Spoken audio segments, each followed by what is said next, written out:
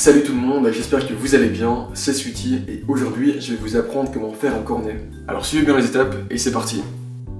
Pour commencer, vous aurez besoin d'une feuille de papier sulfurisé. Pour les dimensions, coupez un rectangle de la taille d'une feuille A4 voire un peu plus grand. On va couper ce rectangle en deux et on aura de quoi faire deux cornets.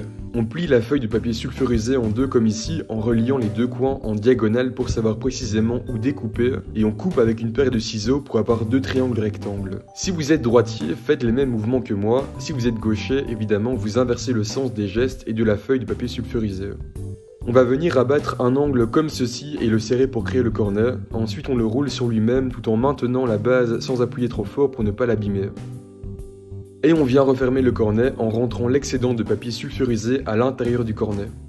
À cette étape, il y a des chances que vous n'ayez pas assez serré le cornet comme ici et donc vous aurez un embout pas complètement fermé comme il faut. Alors on va descendre le papier sulfurisé à l'intérieur du cornet pour que l'embout se referme. Il faut que l'embout soit piquant comme maintenant. Et je vous remontre ce geste au ralenti pour que vous compreniez bien ce qu'il se passe. Et votre cornet est fin prêt. On passe à la suite, vous allez fondre du chocolat au bain-marie ou très doucement au micro-ondes. On va venir garnir le cornet avec du chocolat. Vous pouvez utiliser du chocolat au lait ou blanc aussi si vous voulez. Ou même avec un glaçage miroir, ça marche très bien aussi et ça donne même un meilleur résultat. On va le garnir à 1/3 seulement, il ne faut pas trop en mettre sinon on aura du mal à fermer le cornet et on va mettre du chocolat partout. Et ne vous inquiétez pas, vous avez besoin de toute façon que d'une très petite quantité de chocolat pour écrire au cornet. Repliez la base du cornet sur elle-même pour bien enfermer le chocolat et être sûr que rien ne s'échappera en écrivant. Avec des ciseaux, on va couper la pointe du cornet. Mieux vaut couper peu que trop dans un premier temps, surtout que c'est plus joli, une écriture assez fine, mais si selon vous c'est trop fin, et bien vous coupez dans un deuxième temps un peu plus l'embout du cornet pour avoir un trait de la taille souhaitée. La technique que j'utilise ici s'appelle la tombée. Le cornet ne touche pas le plan de travail. Une autre technique consiste à écrire comme au stylo en touchant la surface de travail.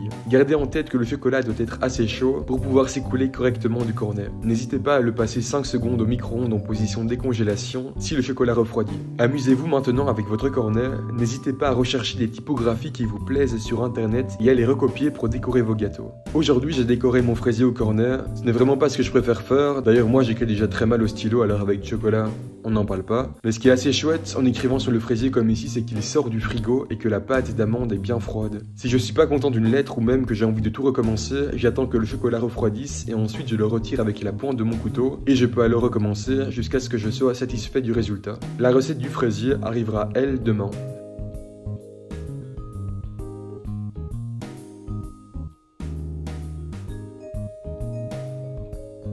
Et voilà, vous savez maintenant comment écrire au cornet. J'espère que la recette vous a plu, si c'est le cas n'hésitez pas à vous abonner à la chaîne YouTube pour ne pas louper les prochaines vidéos. Et moi je vous dis à très vite, ciao.